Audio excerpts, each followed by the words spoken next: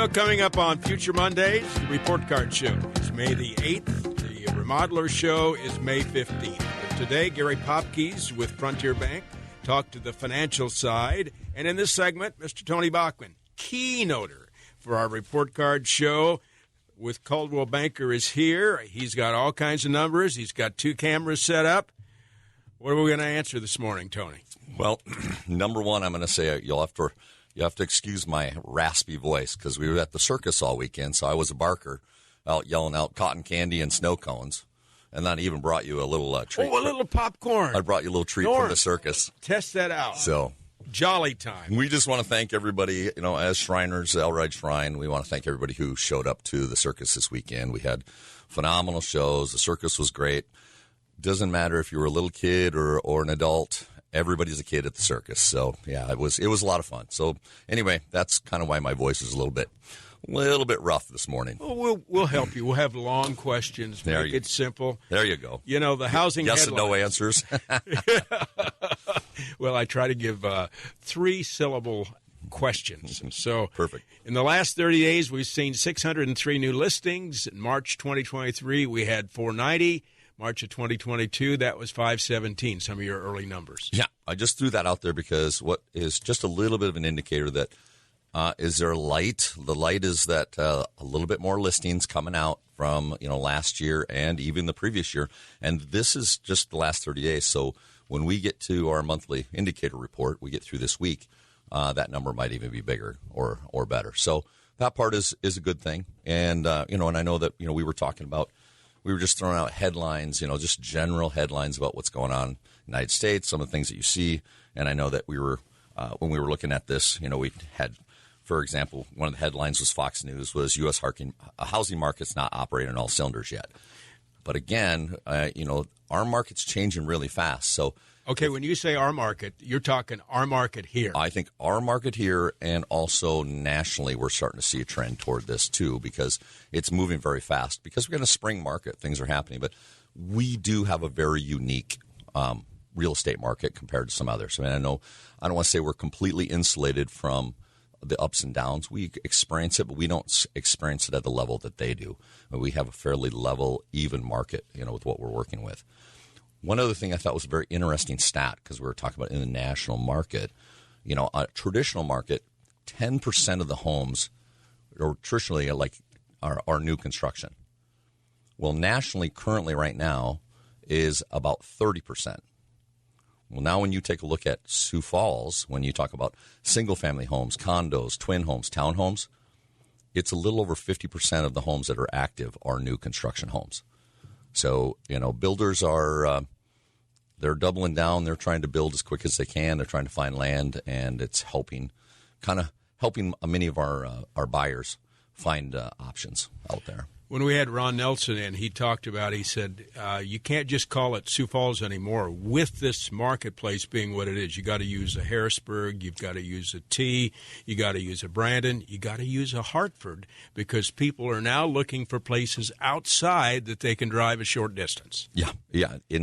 So when you're talking about single-family homes, for example, in our MLS, we have 470 homes on the MLS, of which 229 of those are in Sioux Falls. So 50% of the homes are in Sioux Falls, which means there's a lot of options out there outside the city limits of Sioux Falls.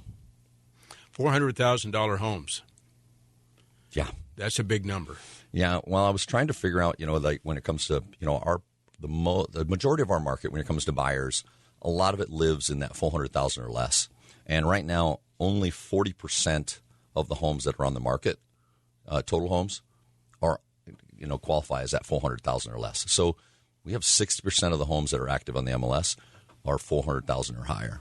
And all I was trying to do is just give perspective of, there's a lot of pressure on the first-time home buyers and homes under 250,000.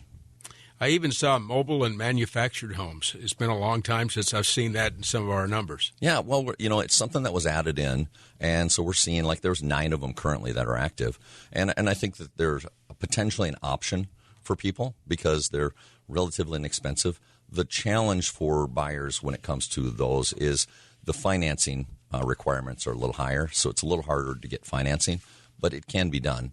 And then the other thing is a lot of times those have lot rents and that sort of thing. So your lot rents, the cost of those plus your mortgage, sometimes it is one of those where it's kind of a trade-off between, do you still kind of try to find that single-family home, or do you look at a mobile home? USA Today quoted why it pays to buy a home. Homeowners become 40 times wealthier than renters in the last decade. Yeah. It's because in the U.S., most home values have gained an average of $190,000 in value. Now, of course, we're looking at the national market, and I think that when you talk about our market versus some of the others, we have our average price point probably is a little lower than most. So, when they talk about $190,000, but it doesn't surprise me because we threw out that stat the last couple of weeks. We said that anybody who's owned a home since 1993, their homes are increased about 300%.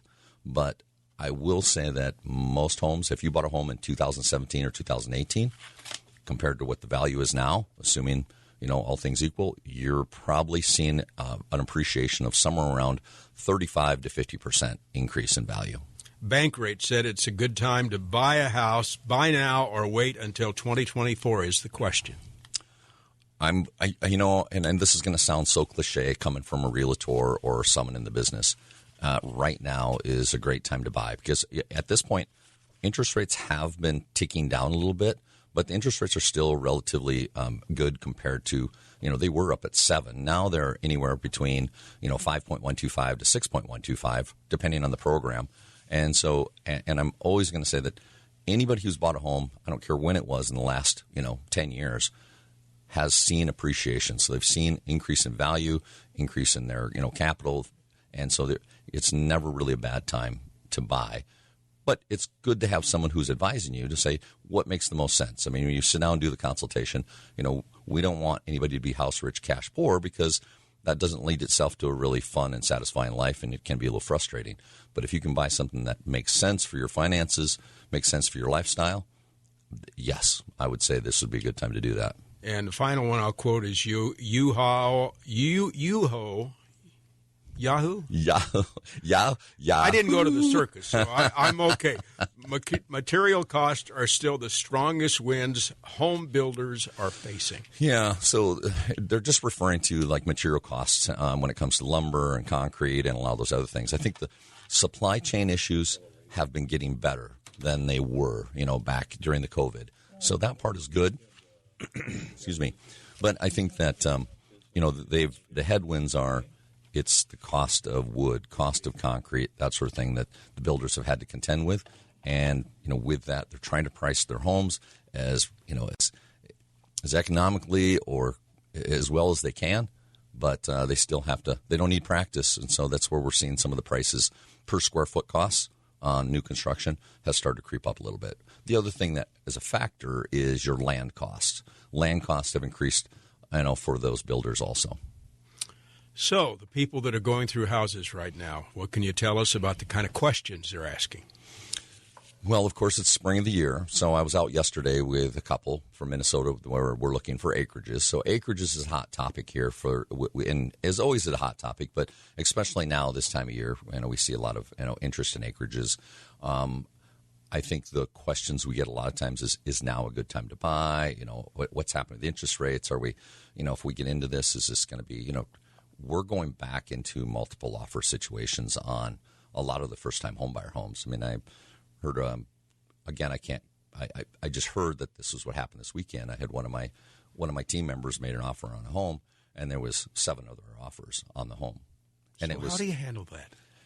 We're just back to having to, what's the best way to structure your offer when it comes to inspections, and are you going to do an allowance for inspections? Are you going to do an appraisal gap? And I think that's, again, a conversation you have to have with our clients to say, what makes the most sense to you.